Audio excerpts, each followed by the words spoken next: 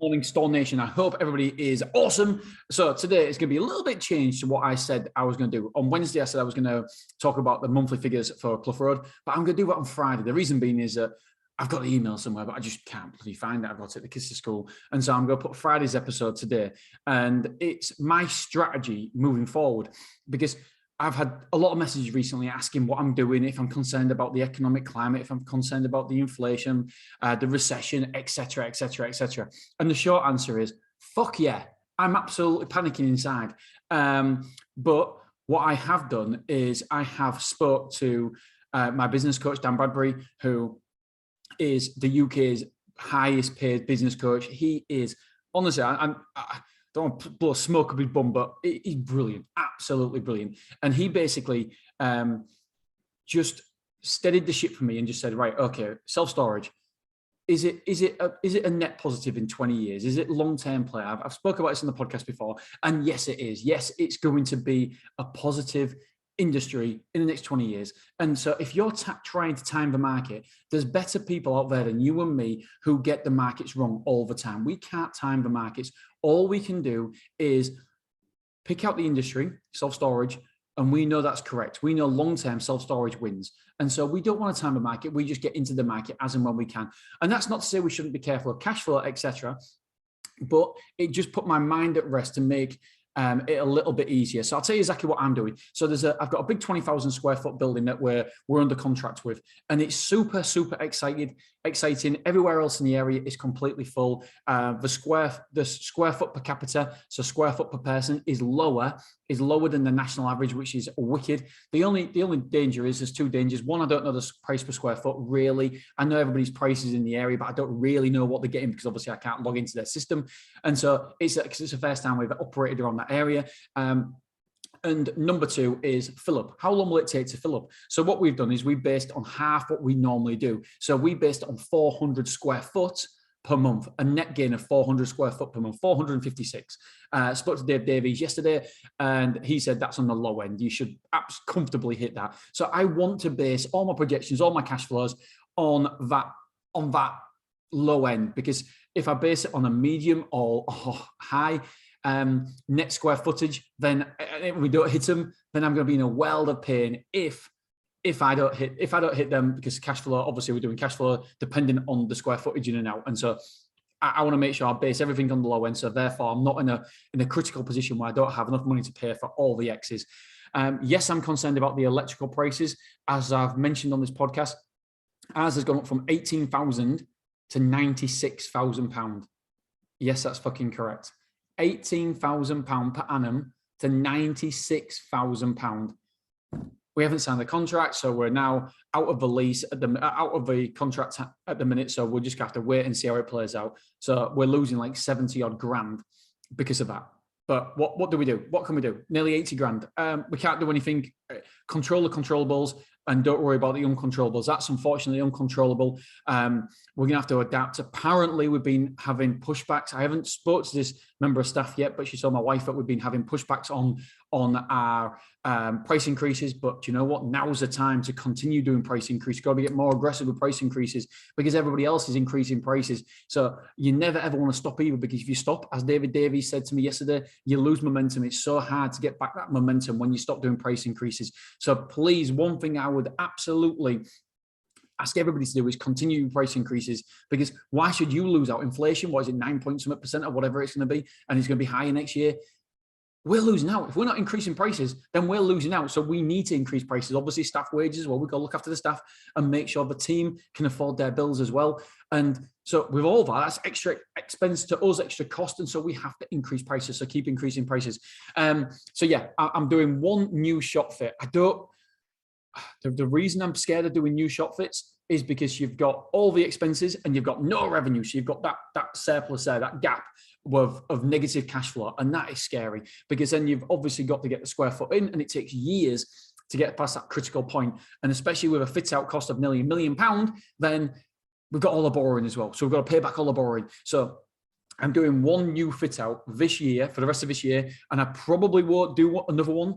Depending on how this one goes, I won't look at start doing a new fit out until 12 months time. So 12 months from now, because I just feel like one new project at a time is more than enough for me in my personal situation at the minute, but with cash and money, etc. And don't forget, we've still got Clough Road. It's only 50% full at the minute.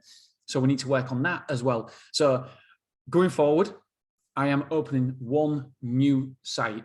However, there's more to this strategy than just that. So with one new site, we're tied in for that now. And so we're opening that one. It's, I was wide awake last night thinking about it because obviously cash flow problems, but it's an amazing site.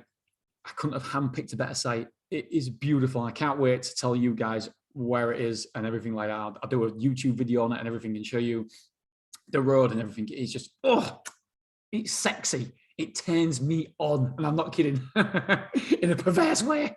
And I know how bad that sounds.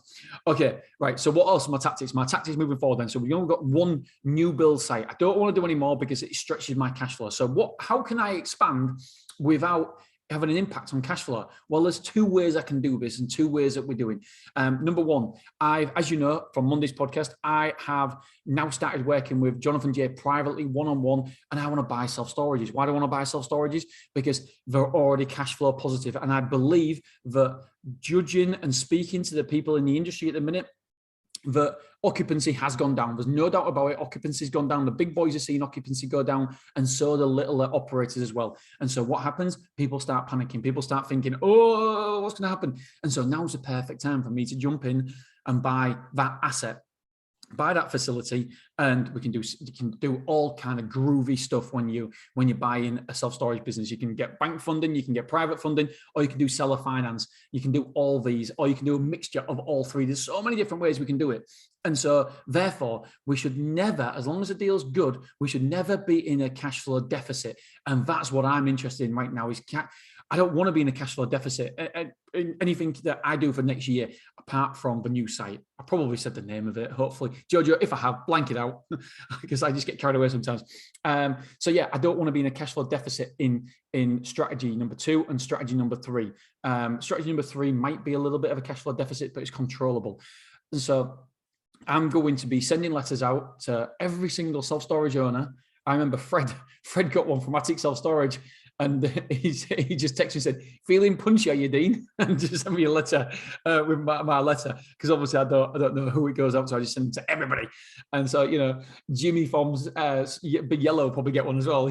little old Dean wants to buy it.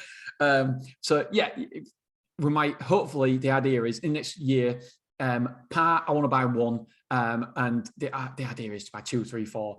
That'll be absolutely amazing. So that's the next one. And obviously, what we can do, we've got 2 options. Then when we have a facility, we're going to add value. And so if we aren't doing insurance, if we aren't doing regular price increases, then guess what? We know we can add value and make that facility make more money. So if it's cash flowing, I don't know, £50,000 a year, I would expect that I can add on for 20% plus, and therefore the returns on investments, the return on cash is going to be a lot more. And I can do one of 2 things after that. I can either sit on the asset with cash flowing asset there, or I can sell the asset for obviously a higher return.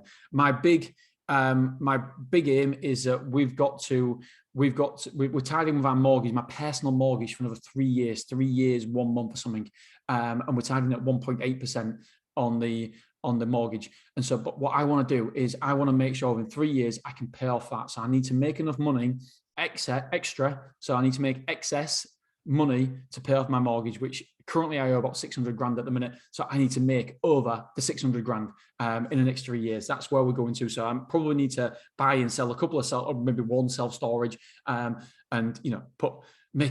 polish it up as much as possible and put it back on the open market. And obviously I'll put it on here first of all, so you guys can have a go at it, and that obviously everything's been done correctly, revenue management, blah, blah, blah, and there's an asset there, I'll just produce cash. And so we'll I'm jumping the gun a little bit because we haven't even done one, we haven't even bought one yet, but that's the idea. And to be fair, I'm getting this from America. Everybody that I listen to and talk to in America, that's their primary strategy. That's their principal strategy, because unlike England, there's self-storage everywhere. So open from scratch is something that they don't often do now, because the self-storage is everywhere. Yes, it does happen, but primarily what they do is buy underperforming self-storage facilities and make them as nice as possible, and add whatever amount on. And so that's a strategy that will be becoming more and more prevalent in the UK as it gets more and more busy, I suppose, as competitive. So that's strategy number 2. I'm really, really excited about that, because I think that is a surefire way that we can hopefully make £1 million, pretty quickly there in a couple of years, turn around a site that's maybe, underperforming and make it perform as well as possible with obviously strategies we talk about on here. And obviously the sales process, a follow-up process, a debt revenue management process that we've got. The insurance, hopefully we can change it all. And I'd love to buy a site that hasn't had a price increase for years, because we can just come in and just, price increase. And yes, you will lose occupancy, because we've got so much data points from America. We know roughly how many people you'll lose by increasing the prices, but you tie all that in, because then the new people will be coming at that better rate. Anyway, so I'll talk more about that when we're coming. Number 3, sorry. Something there I'm going today. I'm going to see a site up north, and it's buying land. It's buying land or renting land and putting containers on. Simple strategy, but it fucking works. If anybody, sorry, I've had some protein. If anybody wants to get into self-storage, this is a low barrier to entry, containers, and you can put insulation container. Excuse me, should have got a drink. Oh, got a Diet Coke here. It's not. That was from last night. Yeah, so you can put containers on a bit of land. You can make them look as nice as possible. You can paint them, you can insulate them, etc. And you can make your yard stand out. You can there's some really nice container sites out there. We won the container site of the year last year. Gotta get that in.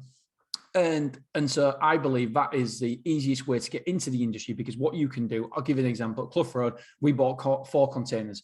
I think we're paying about £890 asset finance. So we've got asset finance on them units, and then now we're renting them out for £2,100 or something around there. So we're net positive cash flow straight away, and we're paying off that asset as well. So we haven't used any of our own money, or very, very limited amount of our own money for them containers, and we're already pulling in revenue from that asset that we've got finance on. And the great thing is with land is we're seeing a bit of land today at 7,500. Don't get me wrong, it's only half an acre. But with half an acre, it's hard, but I should be able to make about 60, 70 grand a year from that half an acre net profit. Obviously, you've got the asset finance to pay after that. But again, cash flow, because what you do when you set up a container site, you only buy, first of all, you might buy 5, and then you might buy, when the 5's rented out, or when 4's rented out, you might buy another 2 and another 2 and another 2. So you only buy the units as and when you need them. Where indoor self-storage, you've got to do a big 10,000 square foot mezzanine flooring and £31 per square foot. Fits out, you're thinking, fucking hell, fucking fortune. And with containers, you don't have to do that. With containers, you just buy them as and when the cash flow. And you need them 4 to start cash flowing first of all before you buy another 2. And then when you buy another 2, guess what? It's okay, because they're cash flowing already. And you buy another 2, and then you buy another 2, and you slowly over the year you get more containers. And that for me is a really, really simple strategy to get cash flowing. I said to my pops, he's going to come with me today. We're going to have a nice little Father and Sunday out. And I said, do you know what? Wouldn't it be amazing? It's dead straightforward, simple model. And I'd make this manless as well. I won't do any follow-up. I'd completely test it, because Gavin Shields keeps on telling me that you don't need to do a follow-up. I don't believe him, but I'm going to completely try it. And because at the end of the day, it's 7,500 rent. The rate's going to be what, $4,000, depending if there's any rates on the containers. But up north, not as prevalent as down south as of yet. And so that's £11,000 running cost, and then you've got the asset finance for the containers. So it's a very, very limited amount of money. It's not a big outlay, and you want to pick a site that's already got nice, either stones, pebble in, or concrete. What is it, concrete? I don't know, whatever. And then you might have to spend the money on the gate, $2,500 on the gate, something like that. But then you could plant trees outside it, make it look real nice, put some flags up, paint something, paint anything, just paint something, and you can make it look real nice. You can make it look cared for, CCTV cameras, and it's not a lot of outlay. And that's the beauty about outdoor container sites. So it'd be nice to get 5 or 6 or 7 of these and have them in a different, rather than store more, have them as something else, maybe, I don't know. And then we might have 6, 7, 8, 9, 10 of these facilities moving forward in the next 3 years, because we buy the land. There's not a lot of capital expenditure, and so we can afford that while we do it. And then we can grow. You only grow as fast as the market needs you to, or wants you to, or is out there. And so that's a beautiful thing. So there's 3 strategies that I'm really looking forward to. Number 1, I'm shit scared. It is scaring the living daylights out of me because it's starting from scratch. And that for me is the most risky play now. I think it's the best player long term. I think strategy number 1 will outperform number 2 and number 3 long term, but short term. I mean, Jesus, this facility will be worth, I don't know, 300. It'd be worth maybe £3 million in the next 4 years. So we're gaining a lot of money every single year for this facility. But it doesn't at the start. That's when it stretches your cash flow. So strategy number 1 is the most risky because we've got cash flow deficit, we've got expenses high and low revenue for a year or 2, and so that's worrying. And then obviously paying back the rent as well, which is over 100 grand, and so that is risky. But long term it's safe. Risky short term, long term safe. Strategy number 2 is good because I think now's a perfect time, because I do think people will be panicking. The occupancy is going down, and it's a perfect time for people to sell. And then strategy number 3, well, it's no brainer, isn't it? It's not going to make me mega money, but if every site can do an average of 50 grand a year, I'll be happy. Six of those sites, that'll be 300 grand. 300 grand cash flowing to me, and I can pump it back in to the number 1 strategy. Number 1 strategy is find a site and build a site from scratch. That'll be number 1. And obviously, I do need to start owning my own commercial buildings as well at some point to make the portfolio better. But I believe it's exciting times. What did Warren Buffett say? Be fearful when other people are confident, or whatever. What the frig to say? I always get it wrong. I only read it 2 minutes ago as well, because I think, oh yeah, I'll make this in. I'll say it really good, so everybody thinks I'm real clever. Be fearful when other people are fearless, and be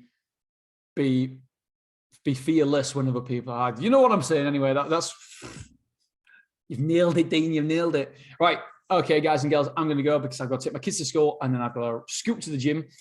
Because if I'm coming on holiday with you guys in the Self Storage Association, I want to look sexy. By the way, I don't actually know if I'm going to the conference yet. I'll go into that another episode because I've got to go now. But it's just been a really awkward time for my family. Dad can't go, operation. Claire can't go because she's got a problem with a hip. So I'll be going on my own if I'm going. I think I'm going, but yeah, that's where we are now. Okay, guys, girls, I'll speak to you on Friday. Love you, appreciate you, and I'll see you soon. Bye.